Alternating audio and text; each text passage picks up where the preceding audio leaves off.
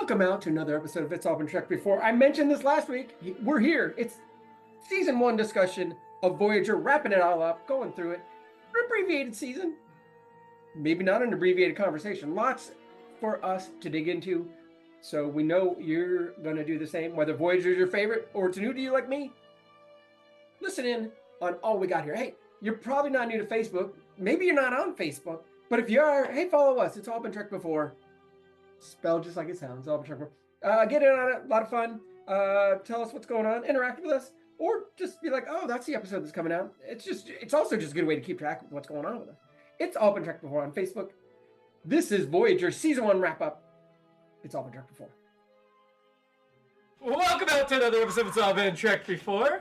Your regular Voyager crew is all here. This is Steven. The Dallas Cowboys kicker. That's Keith. And I'm Shane. And I'm here too. So we're here to talk about Voyager Season 1.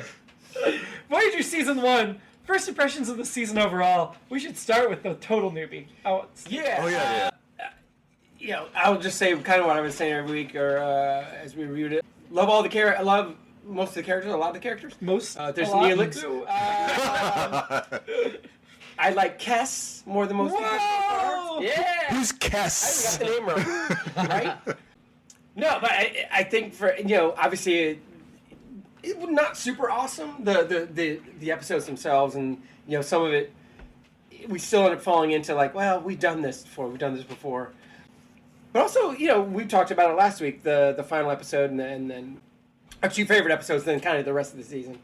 But even then, I don't feel like any of the episodes were like, this is the worst thing we've ever seen in Trek, because it's not Shades of Grey or... I think Nexus was pretty bad, but yeah. It wasn't Shades of Grey or Tomorrow's Yesterday. Is your That's my one. Yeah. So you're making me want to go back and watch the original series even more when you mention things like that. It's like And I guess, we're doing it either way, but I'm very much looking forward to season 2, which I think was the overall... Whether you want to or not, we're doing it. I mean, I could be dreading that we have to do this, but I'm very much looking forward. It's good. 6 more seasons. Then a movie. No, there's not a movie. Yeah, so not yet. All I want to say is that Kess is Kez and parcel tongue. I mean, probably if I were like hard pressed to pick a favorite of the the genre, the Star Trek, of the franchises, this is probably my favorite one. This is the one I would pick. You're allowed to be wrong. Yeah, I was going to say, well, and people have... No, but it's we're allowed to have choices. The great thing about what we've been doing is I would say that when you're doing any sort of property like this, all in order from start to finish, you get to really appreciate like how the things evolve, and it's hard for me to pick a favorite now. And certainly, I especially with Deep Space Nine, I've really come to appreciate things in a different way. It's things are written for different levels of maturity than you are when you see them sometimes. It's just, but I have been proud, I would say, of how this has been coming across to Jimmy and Steven, as far as like, here's how this stacks up with your favorite choices, and just it has been kind to my memory as far as nostalgia goes. I mean, there's lots of things to like about it. Yeah, I mean, Voyager's always been my favorite. To be honest, it's the first Star Trek series I ever saw, so I think that probably has a lot to do with it. It just happened to, be on when my brain developed, and so it's like, oh man, I really, really enjoy this. And so, yeah, I mean, Voyager's always been my favorite, especially because it's very science focused, which is, it's a science vessel. I love the sleekness of the ship. I won't shut up about how sexy that ship is. You don't have to call her a ship. Yeah. Catherine Jane. Voyager. And yeah, I mean, so and again, it's the first Star Trek that I was ever really introduced to. I'm pretty sure if I really thought about it, I've probably seen a lot of Next Gen episodes before I saw Voyager, but which my would brain make sense. wasn't quite developed at the time to really comprehend what I was seeing. So, and it was very random because my grandpa watched Star Trek. So, oh my god, Not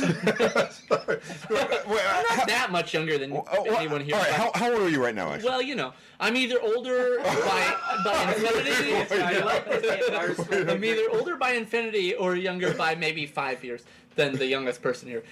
So not much, but just Voyager was the first one that I ever really remembered watching serialized. So from start to finish. Yeah. So Voyager's my favorite. So overall, and what's been an interesting thing is I have seen Voyager from start to finish at least 2 or 3 times since we started this run through. Oh, wow. So Like 6 months?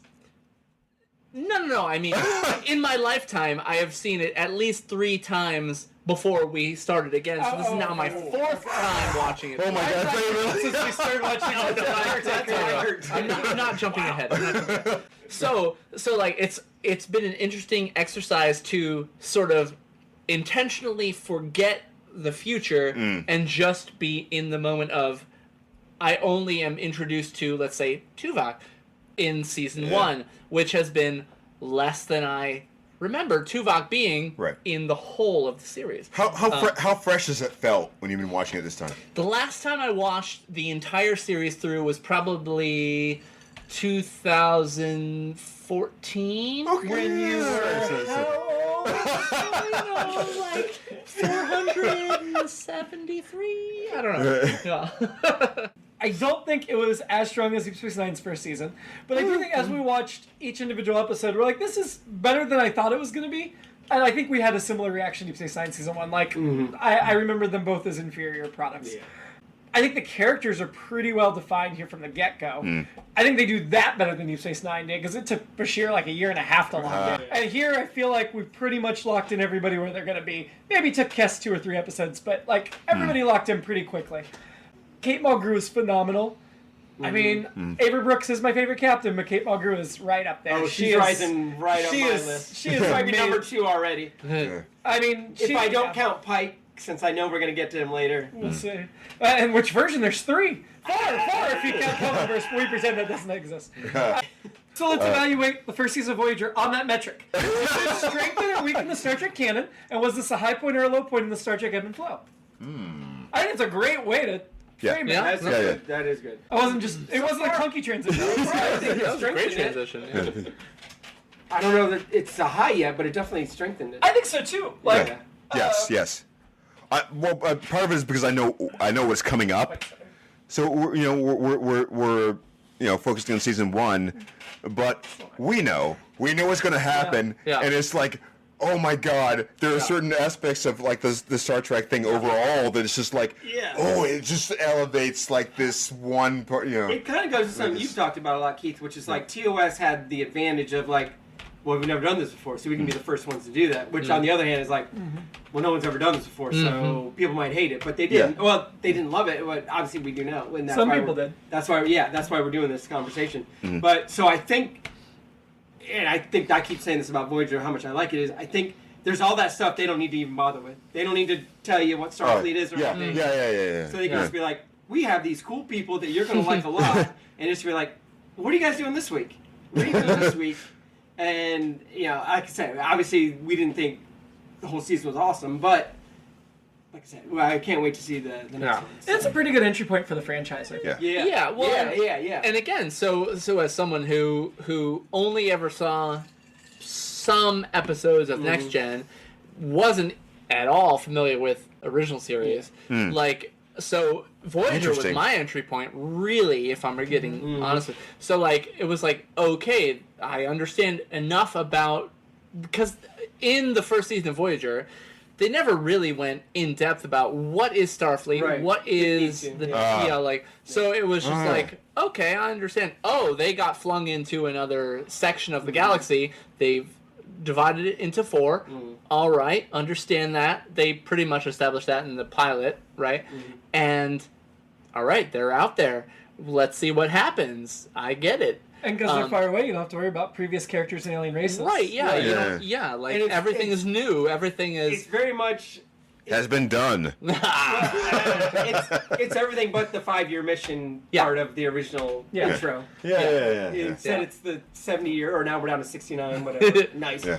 your mission to get back to where they need to be. Yeah. Yeah. Great setup. I think so too. And we did say that there were only 2 episodes we really felt strongly, positively about: Learning Curve and State of Flux. State of Flux. There weren't episode- others we liked. Yeah, we liked most of them. It was the ones we felt strongly about. So let's rank what are our top 3 episodes? Learning Curve, Okay. close second, State of Flux, Which is the finale, and then episode 10. mid 2/3 of the way through. Which one was State of Flux? State of Flux. Seska. Seska. Where they were suspecting there was a traitor. And, Okay. Yeah. Oh. And then right below that is episode 9, so the one right before State of Flux, Oh, wow. Prime Factors. Okay. Which was what was An one? episode. Good to know. Good to know. It was the same episode that Shane's ages. No, it's the one with the planet where Janeway's getting romanced and Kim's getting romanced. Oh. Is that the one with they can jump? Yeah. That was before Seska leave. That's And then right surprising. below that is Eye of the Needle, which I liked with the Romulan. Oh yeah. Romulan I definitely feel like, and again, we'd remember have to do a deep dive, which we don't have time for at the moment, to find out if did they actually air these episodes out of order from the writers' room. Right. Because especially with the finale felt like very Maquis focused. Yeah. The Maquis is not. Some of the Maquis are not fitting into the cast. I feel like you could have probably blown through that storyline in the first 6 episodes. Yeah. And then the rest of the... I would have sworn they'd had. Right. Honestly, at the time. The rest... And here's the thing. So this was 90s show. They filmed them in order, I can tell you that. Okay. Or aired them in the order they were filmed. All right. Huh. Well, but in the 90s, it is not uncommon for shows to film and then air out of order. Right. Yeah. So, and honestly, I mean, even into the, Well, like In the original series, that happened a lot. yeah. Well, like Firefly was a great example of that for me because I mean, you get the DVD set and the explanation of like, wait a minute, the pilot wasn't this; it was this other thing, and they did this.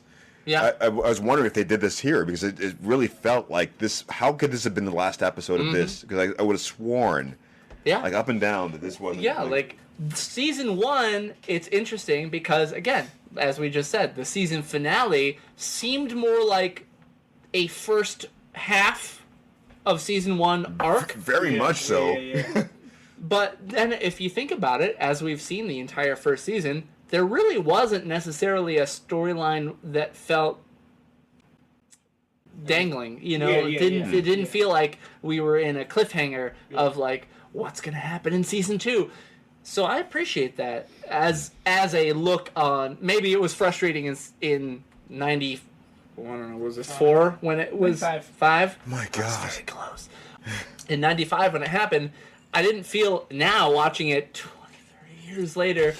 30. I can't do math. 30 years later, it did not feel very like, oh no, I'm feeling frustrated that there was no cliffhanger. Like, no, great, because I don't know if it's going to be renewed for season 2. Right. Well, you are talking about production order, and while season 1 aired in production order, I'm looking at season 2 of Voyager in their production order, and Oh no. Oh wait, they filmed it episode 3, 4, 6, Oh no. 1, 2, Yeah. 7, 8, like, and even later in the season, there's more scramble. Yeah. So season 2 did not air in production order, Well, that's UPN for you. but season 1 did. So yeah. Wait, not WB? What happened? Not your spoilers. We'll get there. Oh, anyway, so yeah, season 1 overall, good start. Did it feel like a Star Trek? Yeah, oh, show? definitely. It definitely felt like it was set and of the time, of the next gen DS9 era. Yeah. I was glad they set it in that era. Yeah, I think I was right here. I was okay with this, but I did get frustrated as Deep Space Nine ramped up the Dominion War. That these huge things were happening in the Alpha Quadrant, and the Voyager characters were completely disconnected and ignorant of what was happening. Yeah. That bothered me down the road. Okay, wait. So, what were you? I mean, were you watching it as it was airing at this time, or what I watched sporadically Deep Space Nine and Voyager. I didn't watch them week to week because Okay. I couldn't. I didn't have the capability at that point in my life. So you at home, you're listening. in order. Technologically, or just? Yeah, I mean, maybe I could have set a VCR or something, but yeah, it wasn't on my radar. Or technologically in the Star Trek universe, or is that what you said? No, what? So yeah, I just more wish there had than been more that. connection Because between- Voyager is a at the time, state-of-the-art science vessel, right? Whereas Deep Space Nine was a probably Cardassian mining station. it's an old. But then we got the station. Defiant, which was a state-of-the-art warship. Now, we hadn't seen a Starfleet warship before. That was new, because it always been peace and exploration. So, Why would you need anything else? but I do think there'll be like times later in Voyager, past season 1, where big events like Star Trek's 30th anniversary and stuff, where they go out their way to stretch and connect Voyager back to the other stuff, and it's like, this feels a little false because they're not there. So why are you okay? I get I don't remember like, that, you're trying but, to, and it's really apparent in like the novelizations, because I remember some specific novelizations where the first one was Invasion, and book 1 was Kirk, book 2 was Picard, book 3 was Sisko, and book 4 was Janeway, and they all dealt with the same threat, and in their different times and stuff. And it's like, okay, Kirk faced it, it went away, it came back for Picard, and then Sisko kind of had to jump in. I'm like, okay, and now it's in the Delta Quadrant. What the heck? I don't understand what's going on here. But that's the way they, because they were really trying to bridge them all together. Yeah. And then I feel like maybe that's why with Enterprise they're just like, we're not sending anything else in this area. We're going back. Yep. All right, So we're not- season 1. I keep forgetting about Enterprise. Season 1 though. Okay, we've got at this point 26 minutes in, we spent 2 minutes talking about it. Hey, all right. Voyager was the brand new show on the block. Sure was. Okay. Launch the network. Yeah. How do WB? Yeah. Okay. Sorry. We'll get to WC. how do you feel about Janeway as a captain? Now, at this point in time, we've had Kirk, Sisko, Picard, and Sisko. Picard, who's that? How do we feel about Janeway? First female captain Ever. ever. I Now, just find it very realistic to have a female in charge. Yeah. that's I right. think Genevieve Bujold would have been better. Oh. Untrue. I would like to see the Genevieve Bujold outtakes. Yeah. Should look him up. It's Available interesting. on YouTube. Yeah. Now, you, Stephen, you've never seen Voyager, This right? is just a watch for me, not a Right. rewatch. Yeah. So how do you feel about this new captain in the mix of history? I love her. I mean, I think Kate Mulgrew as an actress is great, obviously, but within the character, just her curiosity is great. I'm obviously a big Shatner defender. Kirk is my favorite. Flaws and all. Shatner, flaws and all. Could somebody take his place? Probably not. But Not even a Pike, Was that- for example. Paul Wesley. Who plays Kirk now?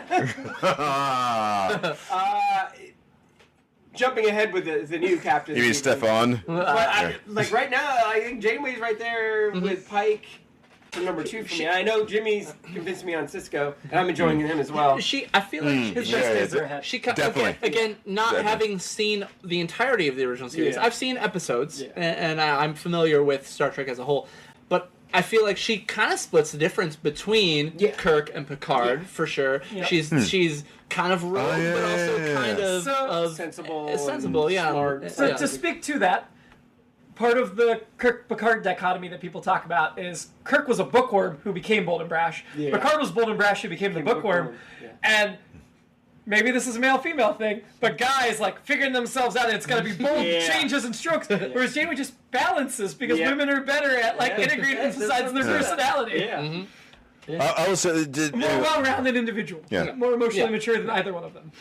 I guess I probably just have a problem picking favorites just overall, but I mean, Except for Tuvok. oh, well, yeah, certainly. But just, I mean, it's certainly as far as captains go, I've come to appreciate all of them so much.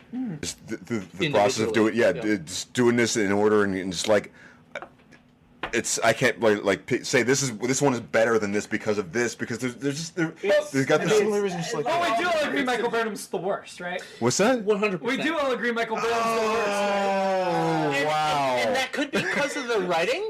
Absolutely. Yeah. It certainly could. We'll get to that. I'm rewatching New Girl right now, and she showed up in an episode of New Girl. I loved her in The Walking Dead. And That's why this. Oh my god. great actress. I love the actor. Right now in 2025, we're in a situation in the TV landscape of being. You've got 8 to 10 episodes tops of a show. Yeah. It is movie quality, which is cool, but also then you get through it, and now you've got to wait 3 years for another season. Yeah. And like, no, sometimes I just want filler episodes. Might they be bad? 100%. But do I get to know the characters a little more? That's a good point. Absolutely. Yeah. I've spent 1 more hour with a character that I never would have seen. that's a good point. So especially in season 1, which was for Voyager, was only 16 episodes because it came in halfway. Yeah. Right. So normally it's 22 to 26. It was 26 episodes. in those days. Yeah. So like you only get slightly more than half of characters. You know, you get to know them a lot more. So like even in the first season, you know, I would say probably our least visited characters were probably Tuvok and Harry Kim, maybe probably. Yeah, I mean, right. He But had his own episode, but yeah. but but in 16 episodes, you get to know them at least a little bit more than you would in 8. Right. Yeah, and, certainly. And there were, especially in this first season, some episodes that you could not watch and not miss at all. Yeah. You know? Well, we also got to know Seska better in 4 episodes than we know most of Discovery's bridge crew after 50 episodes. Exactly. Wow. There's something to, yeah, So- like, yeah. Yeah, so That's a good point. So here in a second, when we look at our overall rankings, what our number 16 ranking is, 15 if you count the pilot as 1 episode because Yeah. it was Which a we do. two-parter, right? So, you know, what was our least favorite episode, and what happened in that episode? What character arcs happened in that episode? Could you have missed that entirely? Probably. If you would have watched if you would have, out of 16 episodes, watched 3, and you watched the pilot, a middle point, and the finale, would you have gotten the vibe of every main cast member? God, it's so hard for me to think of it. Maybe. Yeah, Maybe. You would have missed the Seska plot, Sure, but yeah, yeah. you would have got it. It Unless you also pick makes me that one. think that season 1 of TOS, City on the Edge of Forever, is like episode 23. Yeah. The Yeah. best episode of Yeah. Star Trek ever. What was our At least? least we agree. Yeah. What was our least ranked episode in Cathexis. season And 1? which one was that? Was that it? Yeah, tell us. That was it. That was the one where Chakotay was brain dead, Oh. and the I don't remember it entity yet. keeps turning them back. What? Wait. Yeah. what? Chakotay and Tuvok return from a away mission. They're attacked. Both are injured, and Chakotay's left brain dead and unconscious, yeah. and they've got the taking over the minds thing. I still don't have it yet. It's, what was, And then the second to last was Heroes and Demons, but Viking Doctor stuff. what? Because it was just so not Oh, well yeah. done. Wait, no. What was going on? The Viking dog? Yeah, in the holodeck. The Doctor, like, had to become a Viking warrior. Oh! You're talking about the Grendel, the whole. Yes. Yeah. Beowulf. Yeah. Yeah. Well, they took some big swings in season 1. More holodeck than I would have expected for a brand Yeah. new, quote unquote Yeah. brand new show. But yeah, I mean that's it's impressive that they took the big swings, they did what they did, and they managed to secure a season 2 from those. You know, I think season 2 was almost a given at that point. Yeah. probably. I think that's Yeah. some When you launch a network with a show, you kind of Yeah. Yeah. Janeway has been wrong in season 1. Yes. Janeway Yeah, has yeah. made decisions that are not popular, that have been arguably wrong, and that's dynamic because you can't always have your protagonist be right. You can't. the arguably such an important thing because there are episodes where you're left going, I'm not sure which character was in the right here. right. And that's good writing. That is That's good. where I like Deep Yeah. Space Yeah. Nine because they do that a lot. But yeah, Voyager. Did Kirk have that sort of thing really? I mean, 'cause I remember it seems like you've talked about like the Well, I mean- actor, Shatner having too much influence behind the scenes of going, we have to do things this way. This is unfair, but I just mentioned it, City on the Edge of Forever. At the end, there's the question of he obviously did the right thing, but he's also completely devastated by it because he's lost Edith Keeler. Yeah. I haven't mentioned it since probably last week, Balance of Terror, of course. In theory, they've got this victory over the Romulans, and they did this thing, but also one of my favorite endings of a Star Trek episode, it's Kirk going to the chapel where He's gonna get married. No, to console the widow, and then it's him walking through the ship and like dealing with like thinking about it, contemplating all that, and then of course 3 weeks later she's on shore leave with another guy, moving on real quickly. That's besides the point. But yeah, so Kirk does have some. So aside from Janeway, who had the best character arc in season 1? Ooh.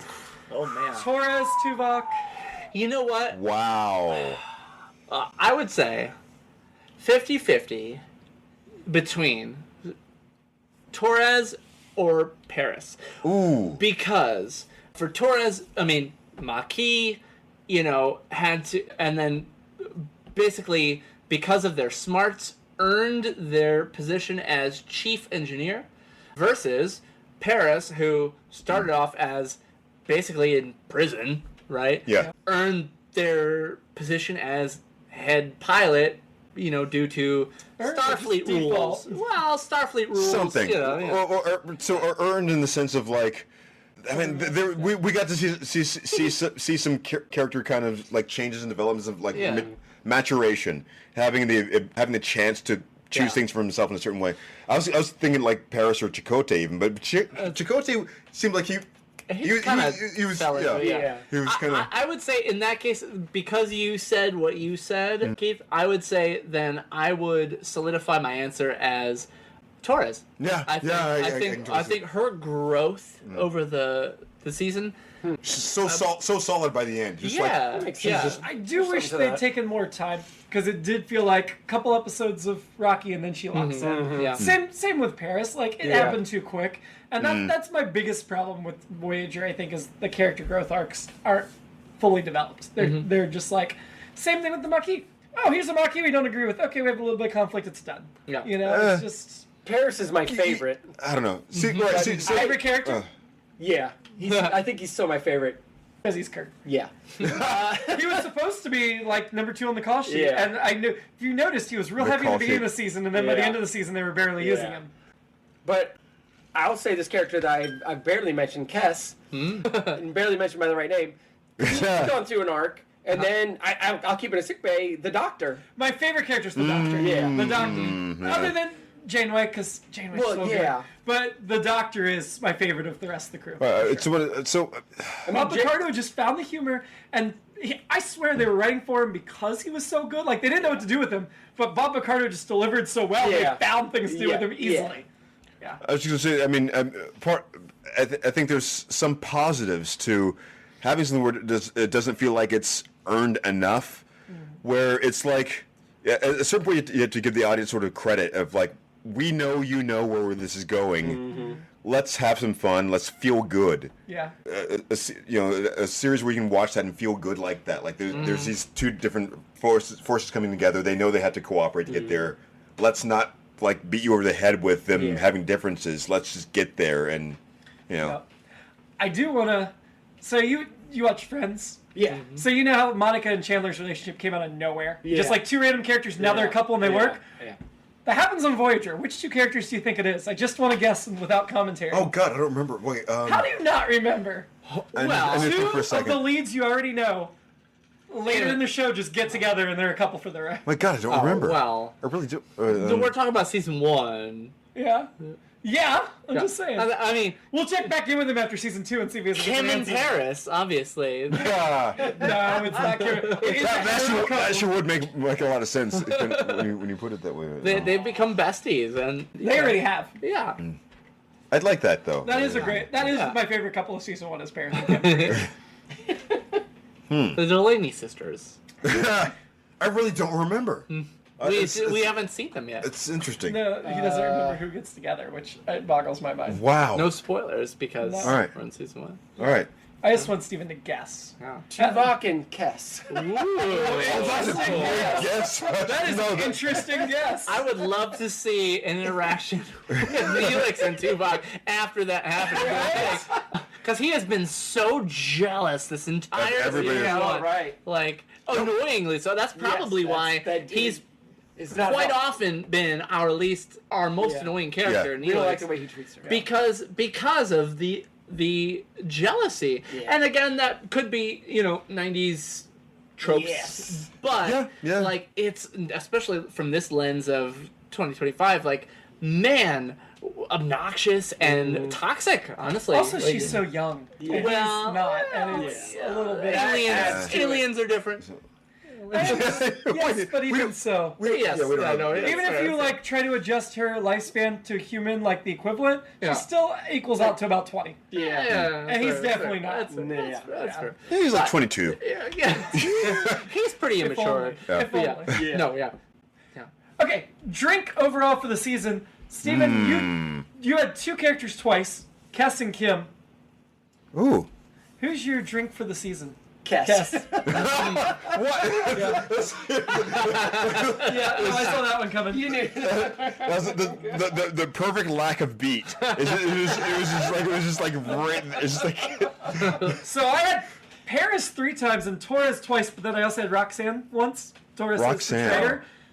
The portrayer of Belana Torres, Roxanne Dawson. So I'm going to say I had them both 3 times. And I'm definitely choosing Torres as my drink for the season. Portrait. Keith, you missed a lot of episodes, so the Yeah. only repeat you have is Torres and Klingon Torres.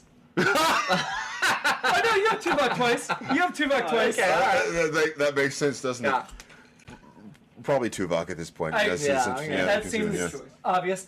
And the only repeat Shane has is Janeway, so I mean, yeah, honestly, like mostly I'd want to talk science with Janeway. But I feel like looking at who our drinks for the season are is absolute sense. Stephen Kess, me Torres, Keith Tuvok, Shane Janeway. Somebody who's been listening could have predicted this. Probably. I like though that we have 4 different ones that we've all Yeah, kind of latched onto.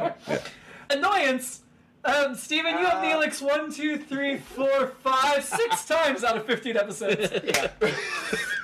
Fair. I have Neelix 1, 2, 3, 4. Only 4. But also, Keith, you never had Neelix, and you never did a double. You missed most of the episodes. it's gotta be- We're only it's here got- 6 of the 15. It's got to be an attendance Is it thing. Wesley? Still. Who's your annoyance of the season, do you think? My God, I mean, it would almost have to be Neelix for something. But I mean, again, this episode, he was so good in this episode. And the only repeat you had, Shane, was you had Neelix 3 times. Yeah. But you also missed 5 episodes. So. I did, but I would say I would not be surprised if Neelix was in more than the ones that I've. Yeah. Oh, absolutely. Just and again, it's the way that Neelix season 1 was written with the jealousy. Like I do think Yeah, it's a lot better yeah, once you yeah. get away from the Neelix cast. yeah, like I'm not a fan. I'm not a fan of jealous characters in Right. general. So that they No, only I get to be jealous. I'm jealous of anyone else who's jealous. exactly. So that's the main vibe that Neelix had. I think that's probably where that comes from. So we're Neelix across the board for jealous. Yeah. I'm for annoyance. Annoyance. Yeah, that makes sense. I could have predicted that as well. Yeah. I also think I'm going to predict our inspiring, but before I do, let's just look at what we ranked up. Steven, if we count Janeway's hair as a Janeway, you had Janeway 1, Wait, 2... did you say cut her hair? Count her hair. Counter her. You had Janeway 3 times. Once her hair, but twice. Legit. You had Kess twice. You had Tuvok twice. You had the Doctor 3 times. Ooh, so you had the wow. Doctor more than any other for inspiring. Wow. Well, Janeway's hair. 3 and 3. I feel like Janeway gets taken for granted, so I'm going to go with Janeway. Yep. I had Janeway for the first 3 episodes, and then I had her once more after that. So I had her 4 times. I had the Doctor 3 times. I had the Doctor 3 times. So it's a Janeway or... It's going to be Janeway. Like I feel like even like that last episode that we liked so much, Janeway's just in there, here and there, essentially just to make decisions, which is their job. But Now, Keith, you never named Janeway. You had Kess Whoa. twice. That's interesting. Well, you missed... You're like, right, 2/3. well, he's right. a Kirk fan, that's why. Yeah. You had Kess twice. That's your only repeat. Oh, no, you had the Doctor twice as well. We really liked the Doctor. Yeah, I mean, just inspiration-wise, I was just thinking during the discussions, it's hard not to pick the authoritative captain figure for these kinds of things because they managed to do it in a way that doesn't feel that heavy-handed, like, oh my God, I'm in charge, because they have to go through that arc, you know. Yep. Man. Probably Janeway as well, because it just overall, because of that type of portrayal of, like, I love the way that Shane put it earlier for this episode. Is you get to see the science aspect of that is not just because I'm delegating, it's because I'm thinking through, I understand what is actually happening in this way and making that kind of like not only like trusting because they have to, but trusting because they like this makes sense to me. Yeah. And I understand. Trusting this other person because they know that they can understand the same kinds of things and Yeah. Shane, you had Janeway 3 times and Tuvok twice in the episode you did. Yeah. Janeway. I missed 5 episodes? Yeah. That's crazy. Well, you sent in videos for 2 of them, but I didn't update the chart. okay. I didn't Okay. update the chart. I was like, so it's four that you gave us your annoyance for. Oh, I think you just gave us your annoyance for cathexis, but you weren't actually here for the discussion. Yeah. Yeah, because you don't have drink either. So, Janeway. Yeah. I mean, Across Janeway, the board, we figured. I think, Or I figured. that's accurate.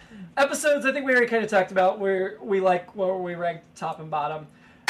Season, this is obviously the worst season of Voyager so far. Go ahead, whoever wants to. We do this every freaking time. Start at Probably 0. the worst. That's what I said. Start at 0. I say it's the best ever. And you say it's middling. Yeah, I mean, it's an introduction to this ship and crew and space and storyline. I mean, it's both the best and the worst. If I had to say, It's like it's a very Dickensian. yeah. Until we get to season 2 finale, I will let you know if I like season 2 or one more. And while we only rank within the same show, we don't compare like season 1 of Voyager to all of the next gen Sure, seasons yeah. because that gets too. We've been doing this too many years. that's too hard. I do think I want to ask whether we thought Voyager season 1 or Deep Space Nine season 3 succeeded more, and I know it's not a fair comparison. Nope. But we still have 2 episodes of DS9, so that'll be in our DS9 discussion. Not our, so, any final thoughts that we can vamp on while Shane's here about Voyager season 1, things we didn't cover, things we want to talk about? Theoretically. It did not have enough quark in it. I'll say that.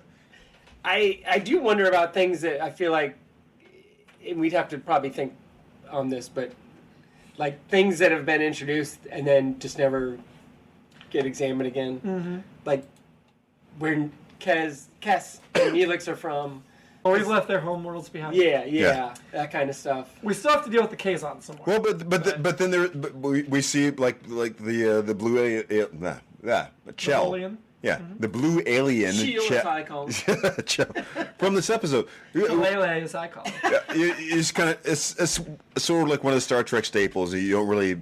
You just this alien looks like this and they talk like this and that's it. We don't know anything. We don't know anything about like their. We don't need to know their whole.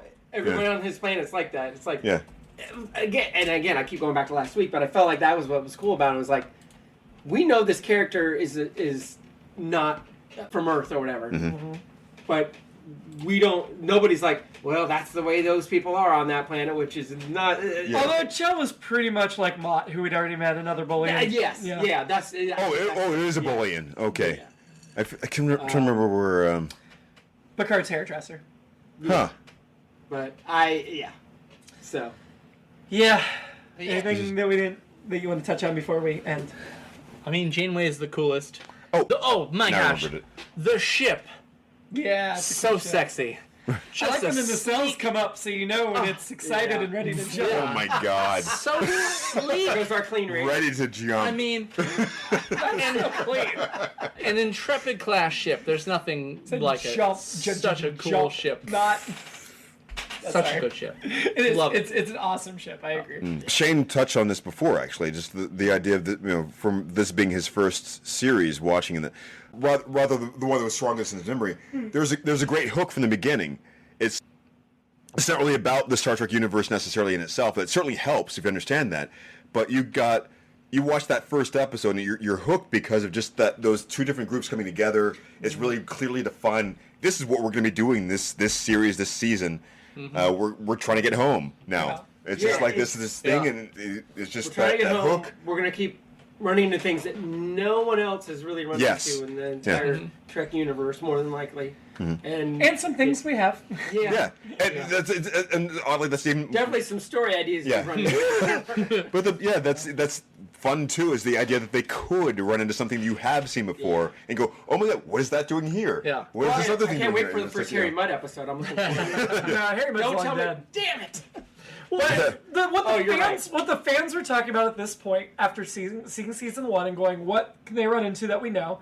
We know those are the 2 Ferengis from the Next Gen episode, Lost Somewhere in the Delta Quadrant, and we also know the Borger from the Delta Quadrant. So those are the things fans were anticipating. Are we going to deal with the Borg? Are we going to deal with the Ferengi?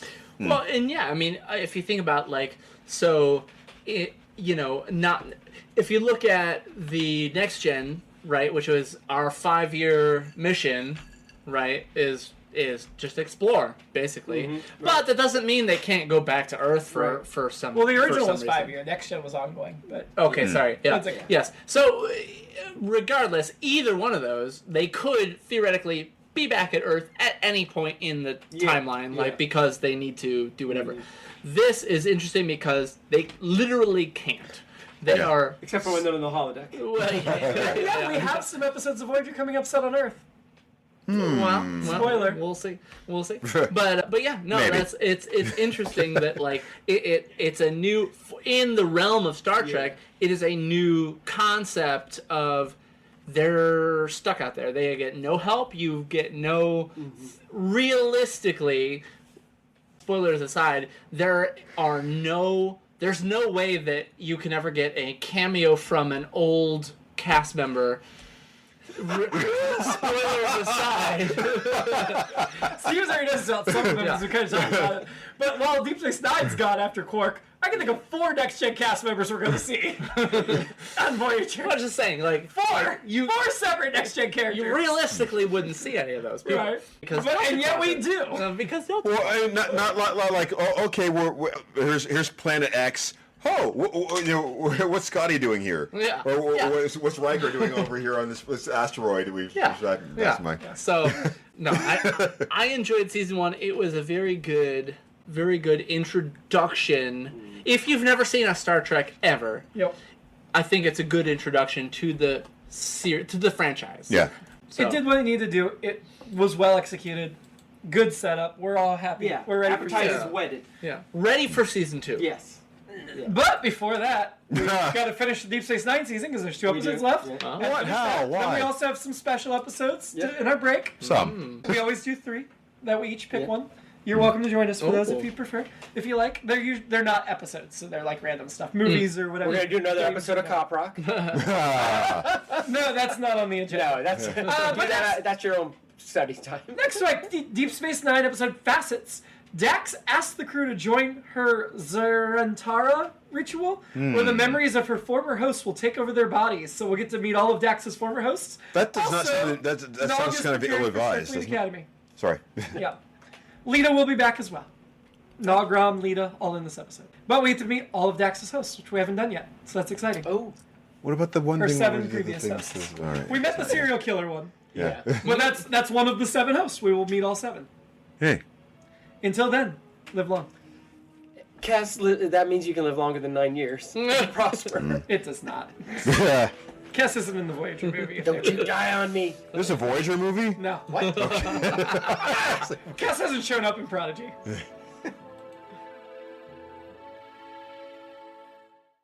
It's All Been Done presents. Who's got the time?